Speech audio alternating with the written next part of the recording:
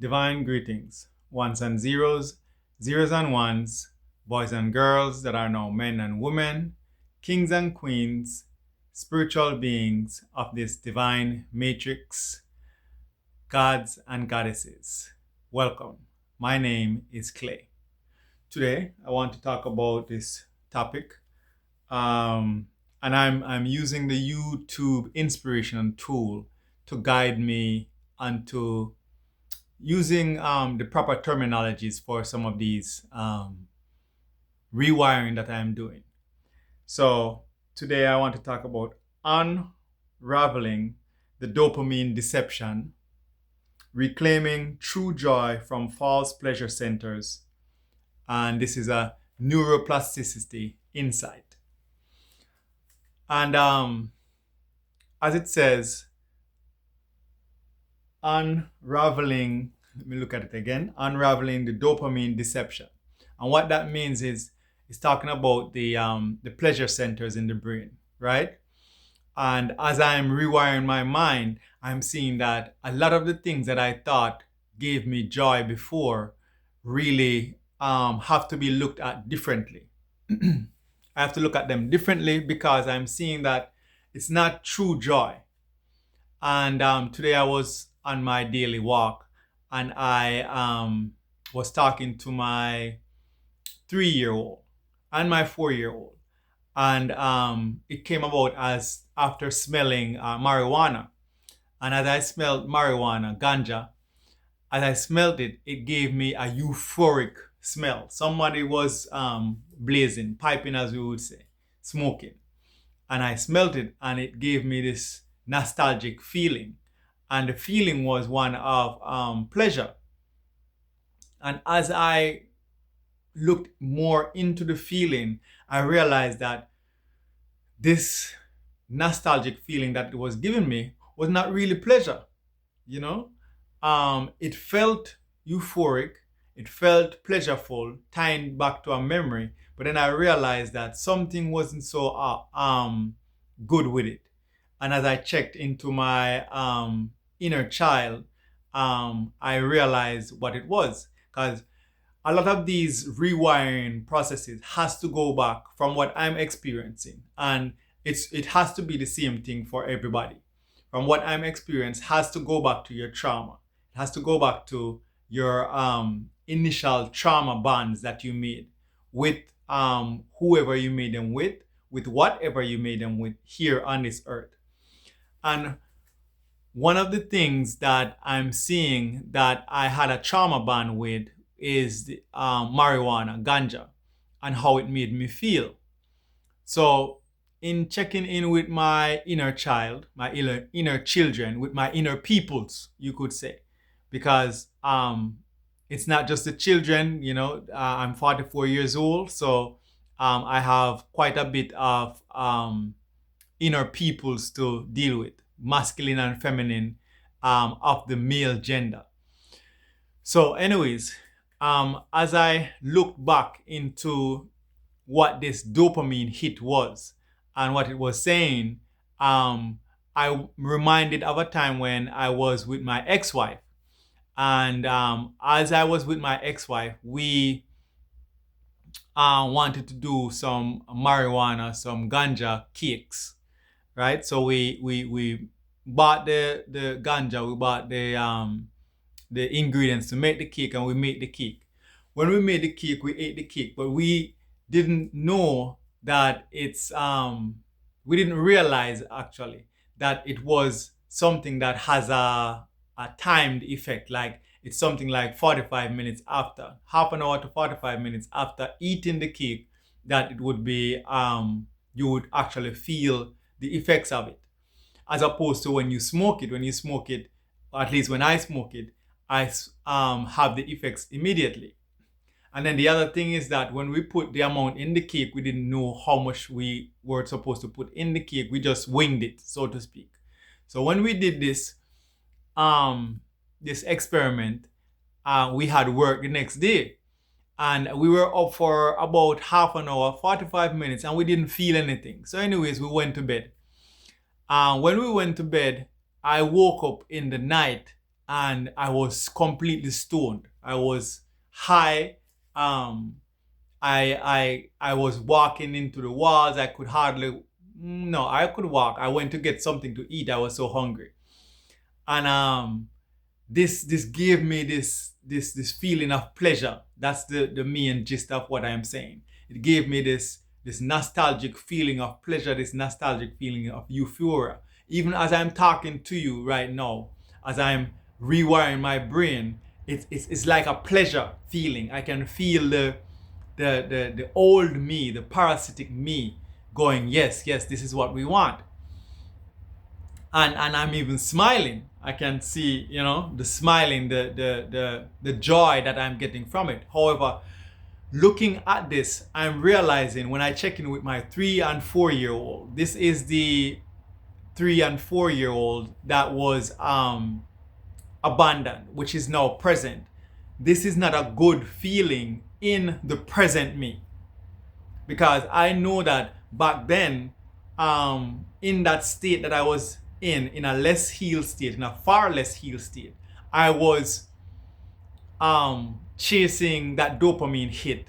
I was chasing that euphoria. I was chasing that type of joy through the physical means, as opposed to being in tune with my spiritual self, as opposed to being in tune with my soul self, right? So now that I'm in tune, or I'm way more in tune with my soul self, I'm way more in tune with my spiritual self, I'm seeing that those type of behaviors, as I claimed it to be innocent, was not innocent at all. Not only was it not innocent, it was incorrect. That doesn't mean, however, that you don't receive pleasure from it. That goes to show you that these pleasureful things are illusionary things, because the brain doesn't care. The brain doesn't care. In actuality, I could stop right there. The brain has no care. The brain just simply fires dopamine hits, and it tells you, the one who is observing and interpreting, that this is a good thing. It is for you, who is a heartbeat, you who knows better, to say to yourself, okay, this makes me feel good, but this is not good. This makes me feel good, but it is not good. Or I should say, and I'm challenging myself to refrain from using the word but, and use the word and or, because I find that by using the word and or, I complete my sentences better, rather than having a interjection and opposition in the midst of my sentence. So this makes me feel good, and is that correct?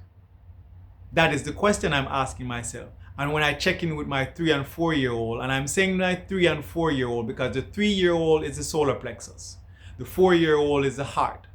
So the 3 year old is the identity, the 4 year old has to do with grief and understanding. The 3 year old again has to do with will and shame, and the 4 year old has to do with understanding and grief. So I'm constantly checking in with my 3 and 4 year old to see how does that make them feel in their true self, not in the misappropriated self, not in the unhealed self. Now that I'm healing these different parts of me, I'm talking about the healed self. So as I'm talking about the healed self of the 3 year old, the healed self of the 3 year old is talking about, where did I put my will? Where did I put my misappropriated will, which would bring shame? So as I'm looking back on this memory, I'm seeing that it's a shameful thing. And in correcting it, receiving the pleasure from it would mean that I accept and I am accountable to the feeling that I had in that moment, which in that moment I felt high, I felt euphoric. I was so high I couldn't go to work. We were so high that we couldn't go to work the next day. And that gave us a feeling of euphoria. It made us feel good. We could afford to not go to work. We didn't have children at the time, so it was no bother with children. We were not being irresponsible in that sense. We were being irresponsible in the sense that we couldn't go to work. We couldn't go to the slave master's plantation, so to speak. Not to say that every time you go to work, it's the slave master's plantation. However, in our state in that moment, that is exactly what it was, because I was being a slave. As I've explained in other videos, I was being a slave, I was being an NPC, not only an NPC, which is a non-participating consciousness, but also an NPD, narcissistic personality disorder. I suffered from that. And I still do have challenges in that arena.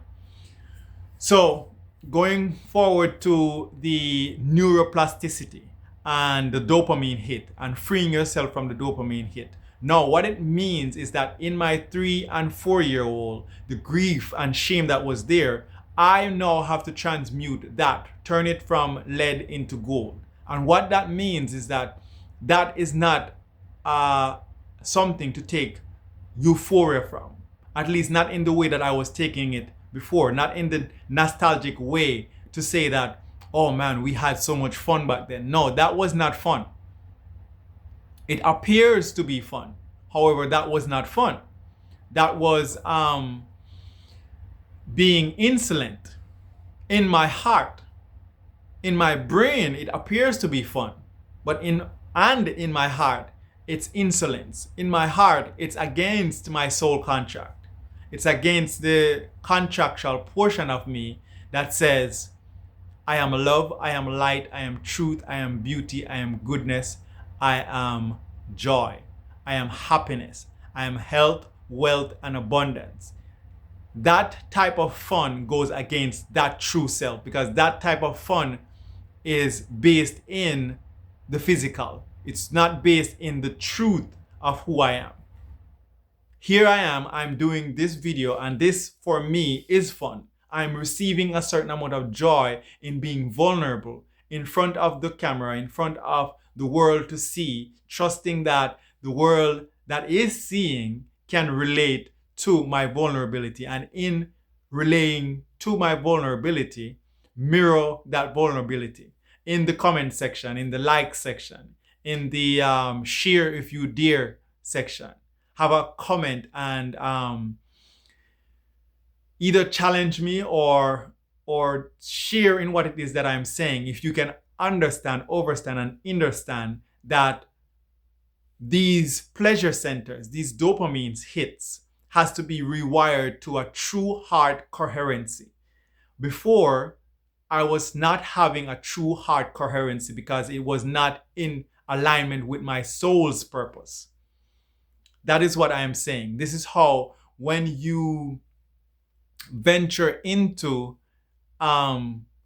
uncovering those dopamine hits that you used to take before, the things that used to make you feel good, are the things that make you feel good, and you question those things that make you feel good, you see that you must rewire your mental to be in tune with your heart. Otherwise, you're going to keep taking dopamine hits from the wrong pleasure centers. Those pleasure centers in the brain are going to keep you trapped into that socialite or socialist framework that makes you want to return to those framework. That makes me, in this case, want to return to using marijuana, wanting to return to using ganja, wanting to even return to some kind of a relationship with my ex-wife because we shared such quote unquote good memories together. This is a part of rewiring your mental. This is a part of understanding the neuroplasticity within the brain section, and how that neuroplasticity has to be controlled by your heart brain coherency. Your heart and your brain must be in coherent synchronicity. So as I'm saying that, what's coming up for me also is my 18-year-old, because of all the unhealed peoples within me, of all the unhealed portions within me, my inner child, my inner adolescent, my inner adult, of all the unhealed portions, my 18-year-old is the most unhealed. This is what it is for me. For other people, it may be different. However, for me, my 18-year-old is the most unhealed. And the reason why my 18-year-old is the most unhealed for me, it is that the 18-year-old represents the 2 cycles of unhealedness, because we are 9 ether beings. And as I calculate 9 ether beings, 2 nines is 18. So that's the completion of 2 cycles. And not only is it just 2 cycles, the sacral chakra is a very important cycle, because that is what you complete your adolescent years in. That is what you've created. So what I created so far up until my 18-year-old, that is going to be a very challenging year for me. For others, it wasn't the same. For example, my partner, it was a little bit different. And for other people, it may be different also. The other aspect is that my heart, I suffered heavy heart abandonment, my 4-year-old. Heavy heart abandonment in my 4-year-old, which is the heart chakra. So just to give us a recap, from the ground coming up, or from the root chakra coming up, the root chakra is the first chakra. Then there's the sacral chakra. Then there's the solar plexus chakra. Then there's the heart chakra as the 4th one. The 5th is the throat. The 6th is the 3rd eye. The 7th is the crown. The 9 actually is the soul star, and the absolute first is the earth star. So there's a little bit of continuity one has to understand there, because we count the first as the root chakra. However, the very first is the earth chakra. Now, I say, or I talk about the 4th being the heart chakra, because that heart chakra is where my father abandoned me. So my father physically abandoned me, physically abandoned the family at 4 years old. And my mother, who did not make it known that, hey, your father has abandoned the family, also abandoned me. So the physicality of my parents came through the form of abandonment at 4 years old. However, I, through inner childhood work, know that I abandoned myself at 1 year old. That was my core wound of abandonment. So now that I'm being present in all these arenas, in all these people's lives within me, all these multi-dynamic self aspect of me, now that I'm being present, I have to rewire my mind. So wherever I find that there is pleasure being had, according to my 3rd eye chakra, wherever I find that I'm having pleasure incorrectly, I must rewire that neuroplasticity to my heart properly. Otherwise, I'm going to stray myself into arenas that I do not want to be. I'm going to have nostalgic memory of benevolence when it's actually malevolence, and vice versa. So I'm going to be confused in my 3rd eye. It's going to present a section of lack of clarity in my 3rd eye. And I do not want to have that. And it's the same for everyone else. If you do not rewire, if you do not unseat that parasite that is sitting on the dopamine throne, if we do not unseat the parasite that is sitting on the dopamine throne, we will never have true joy. We, as a people, need to have a mental break. And in having that mental break, remove the mask that is on her face, put it away, heal our hearts so that we may be heart beings.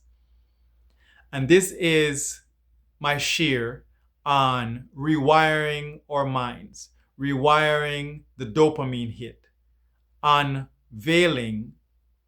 Let me read that again. unraveling the dopamine deception. That is the dopamine deception. And reclaiming true joy from false pleasure centers, right? Because that is what it is. It's, I had joy in a false pleasure center. And what I just did there is explain how it is that I'm rewiring. So that memory of eating that ganja cake and having joy from it, that is not a good memory. That is not a memory to take pleasure from. In transmuting it, I can take pleasure from transmuting it, saying and knowing that I did not do the right thing. That is accountability. That is the rewiring. That is the reclaiming of the pleasure center. And I trust that that is adequate as I've explained it. And please remember to like, comment, subscribe, share if you dare. And that concludes my share. Ashe, amen, and namaste.